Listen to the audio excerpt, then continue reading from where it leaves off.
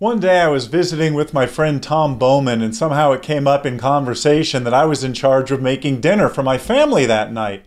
He said, "Oh, what are you making?" I said, "Well, usually it's some kind of combination of either chicken and rice or spaghetti." And he said, "Ooh, you want a great tip for your spaghetti sauce? Add a little bit of sugar." I did, and it was wonderful. But when Tom suggested that, I said, "Wow, I hadn't thought of that." In this edition of Q&A with STAA, 7 sugar in the sauce tips, things that maybe you hadn't thought of if you're a baseball play-by-play broadcaster. I'm John Chalesnik.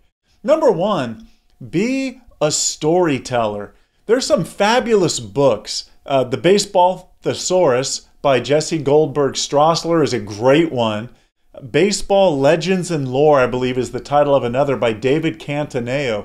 Read those two for starters. Uncle John's Bathroom Reader has a baseball edition. Read that one too. But you'll get all kinds of great background stories that you can pepper throughout your broadcasts over the course of a season. And of course, you'll use stories that you come across on your own and things you've witnessed and experienced. But be a storyteller. That's a great tip to be an excellent baseball play-by-play broadcaster. Another one, hang around the batting cage. You'll get so many nuggets that you can use on the air. You can't use everything you learn around the batting cage on the air, but you get a lot of stuff that you can.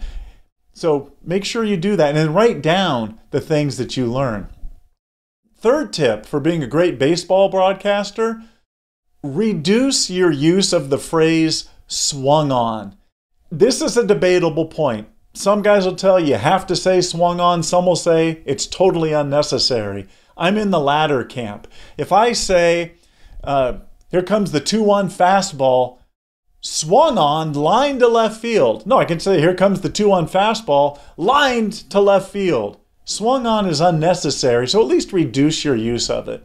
Fourth tip, don't scream. So many broadcasters confuse being screaming with being energetic. You don't need to scream. Yes, increase your excitement and your energy at the important moments, but don't scream. Keep the VU meter out of the red zone.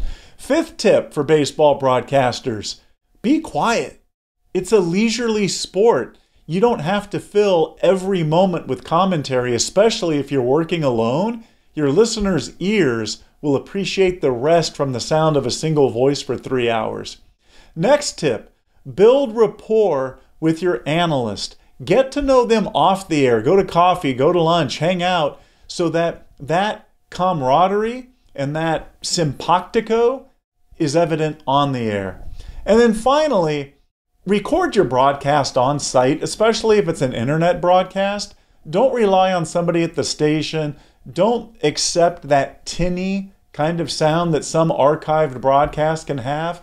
Just record it out of the back of the mixer on site so you'll have great baseball tape for your demo. If you want help advancing your baseball play-by-play career, join STAA. We've got a ton of resources on the member site for you, and of course the job leads that we send out too. Those always include a lot of exclusives. Just click the link in the description below. Join STAA right now. I'll call you after you join.